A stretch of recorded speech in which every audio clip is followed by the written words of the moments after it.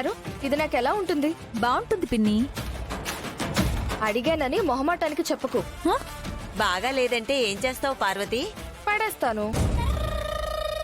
అబ్బో, పిన్ని చాలా చేస్తుందే. బీరువా తాళాలు చేతిలో ఉన్నప్పుడు ఏమైనా చెయ్యొచ్చు. అయినా మనల్ని అడిగే వాళ్ళెవరు?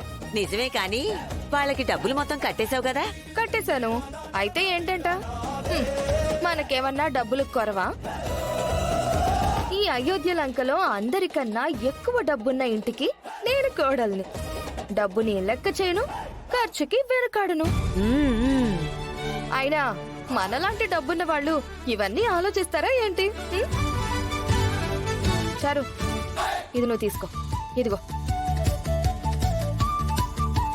ఎంతుంటుంది పిన్ని? కేవలం 10,000. చీప్ అనిపిస్తే చెప్పు, ఎక్కువ రేటుది బుక్ చేస్తాను. థ్యాంక్ యూ పిన్ని, చాలా బాగుంది. మరి నా కోసం ఏం కొనలేదా?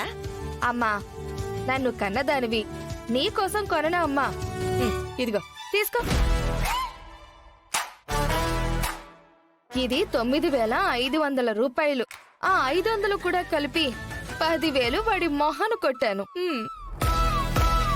అయ్యో పిన్ని, ఆ, ఇది నా సైజ్ కాదు, టైట్ గా ఉంది. అవునా? ఏది చూడని. అయ్యో పిన్ని పిన్ని పిన్ని, ఎక్కువ ఆలోచించకు చారు. మళ్ళీ ఆర్డర్ చేద్దాం. కలర్ నచ్చకపోయినా, క్వాలిటీ నచ్చకపోయినా, ఏం నచ్చకపోయినా ఆలోచించేదే లేదు. ఇదిగో ఇలా తీసి పక్కన పడేయడమే. మనం ఇప్పుడు రిచ్. ఓకే, ఇప్పుడు గెటప్ చేంజ్. ఆ,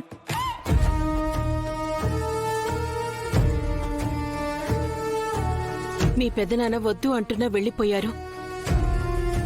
ఇప్పుడు అక్కడ ఏం జరుగుతుందో ఏంటో నాకు భయంగా ఉంది అత్యా. పెద్దమ్మ, ఏ పురాణాల్లో చూసినా దేవుడే రాక్షసుల్ని అంతం చేస్తాడు. అక్క, నువ్వెప్పుడైనా చిన్న బట్టలు కొనుక్కోమని డబ్బులు ఎప్పుడైనా ఇచ్చావా? హ. ఇప్పుడు చూడు, నా ఇష్టం వచ్చినట్టు ఖర్చు పెట్టుకుంటాను. రండి తిందాం. ఆ, ఆ, పిన్ని, నాకిక్కడ తినాలని లేదు. ఏమ్మా? హ, నాకు ఇంటి భోజనం బోర్ కొట్టేసింది, బయటకు వెళ్ళి తినాలనుంది. ఓ, ఎక్కడో చెట్టు కింద కూర్చుని తింటావా? హలో, బయట అంటే హోటల్లో. ఓ, అలాగే చారు, పెద్ద హోటల్కి వెళ్ళి తిందాం. అయితే బిల్లు పెద్దగా వేస్తారు. హలో, వేస్తే వెయ్యని. ఏంటి పార్వతి అవతారం? స్టైల్ అండి, స్టైల్.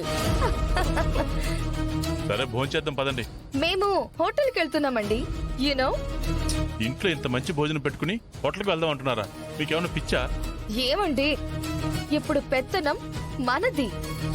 మనం బాగా రిచ్. పాపం వదిన ఎంతో కష్టపడి చేస్తుంటుంది.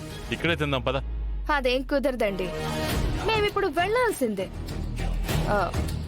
మీకు మీ వదిన వంటలు బాగా ఇష్టం అనుకుంటే మా వాట కూడా కలిపి మీరే కానిచ్చేయండి.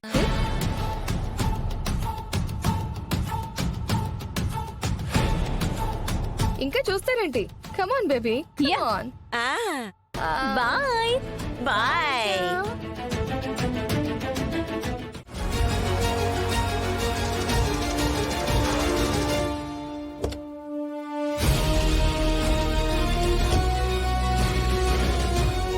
నాన్న బండి లోపల ఉండుంటారు.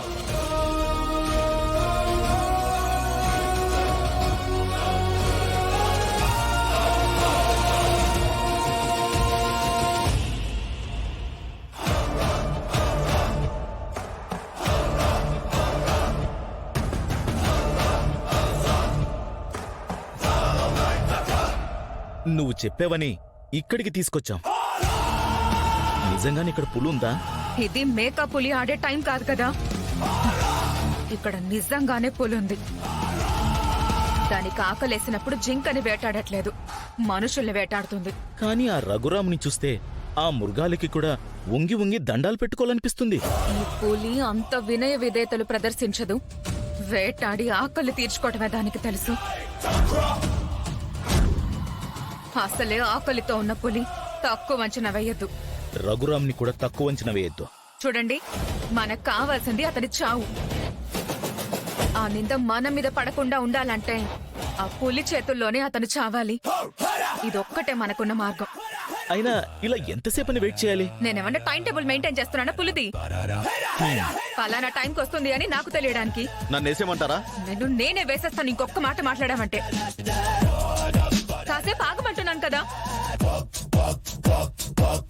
మన చేతులకి మట్టి అంటకూడదు అనుకున్నప్పుడు కొంచెం ఓపిక పట్టాలి. రఘురాం గారు కనిపించట్లేదు అని తెలిసిన తర్వాత ఖచ్చితంగా వాళ్ళకి మన మీదే అనుమానం వస్తుంది. అతను మన దగ్గరికే వచ్చాడని ఇంట్లో కూడా తెలిసిపోయింది. మన దగ్గరకు వచ్చిన తర్వాత కనిపించకుండా పోతే ఆ అనుమానం ఇంకా పెరిగిపోతుంది. అప్పుడు ఆద్య రామలక్ష్మి ఇద్దరు వచ్చి మన మీద పడ్డారంటే మనల్ని కాపాడడం ఆ దేవుడి వల్ల కూడా కాదు. వాళ్లతో అంత ఈజీ కాదు. వాళ్ళ గురించి నాకు బాగా తెలుసు. ఆడవేషాల్లో ఉన్న రామలక్ష్మణుల వాళ్ళు. నాకు తెలుసు. హాకీ మ్యాచ్ లో రామలక్ష్మి పవర్ ఏంటో చూశాను. చూశారు కదా, అందుకే నేను ఈ ప్లాన్ వేశాను. ఇంతకు మించి మనకు వేరే దారే లేదు. అతను చావాలి అంటే ఇదే కరెక్ట్ ప్లాన్. నువ్వు చెప్పింది కూడా కరెక్టే. వెయిట్ చేద్దాం. మరి పులి ఎప్పుడు వస్తుంది? వస్తుంది, లాగు.